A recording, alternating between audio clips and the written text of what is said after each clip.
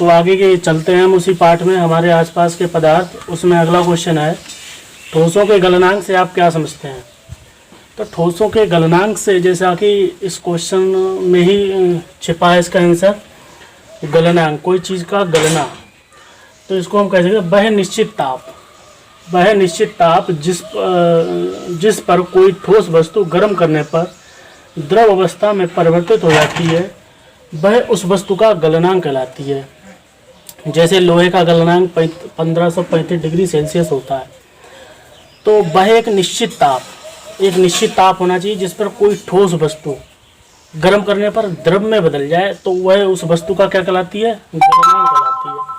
अगला क्वेश्चन क्या है, द्रवों का क्वथनांक से आप क्या समझते हैं। द्रवों का क्वथनांक वह निश्चित ताप जिस पर किसी द्रव के वाष्प दाब का मान वायुमंडलीय दाब के मान के बराबर होता है, उस द्रव का क्वथनांक कहलाता है। इसको उदाहरण देके समझा रहे हैं। जब भी पानी गर्म करते हैं तो पानी कुछ समय तक तो गर्म होता रहेगा, लेकिन एक स्टेज ऐसी आएगी जब वो स्वतः ही खौलने लगता है। खौलने का रीज़न ये होता है कि जब उससे जो वाष्प निकलती है, उस वाष्प का मान जो वायुमंडलीय दाब होता है उस दाब के बराबर हो जाता है, तो पानी क्या होता है, खौलने लगता है।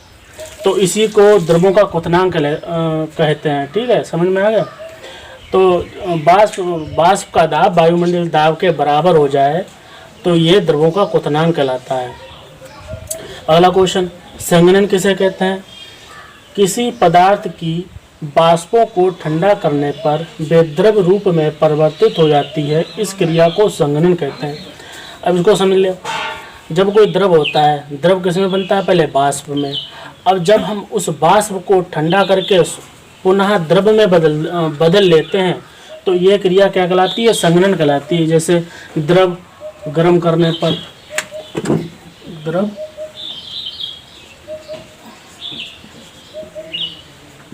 गर्म करने पर किसमें बन गया, वाष्प में बदल गया। वाष्प को ठंडा करने पर द्रव में बदल गया। ये क्रिया क्या कहलाती है, संघनन कहलाती है। समझ में आ गया होगा, फिर से समझ लो। जब किसी पदार्थ की वाष्प जो है, जब किसी द्रव को गर्म करते हैं, वाष्प में बदल जाता है। उस वाष्प को जब हम पुनः ठंडा करते हैं तो द्रव में बदल जाता है। वाष्प का द्रव में बदलने की क्रिया क्या कहलाती है, संघनन कहलाती है। अगला क्वेश्चन क्या है, आसवन किसे कहते हैं। किसी द्रव को उसके क्वथनांक पढ़ा चुके हैं ऊपर, क्वथनांक पर गर्म करके वाष्प में परिवर्तित करके पुनः ठंडा करके द्रव में परिवर्तित करने की क्रिया को आसवन कहते हैं।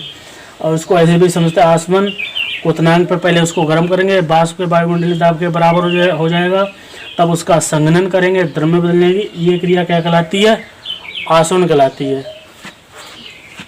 आज के लिए बस इतना ही रखते हैं। अब एक क्लास और रहेगी चैप्टर नंबर 1 की, उसके बाद चैप्टर नंबर 1 क्लोज हो जाएगा। ठीक है।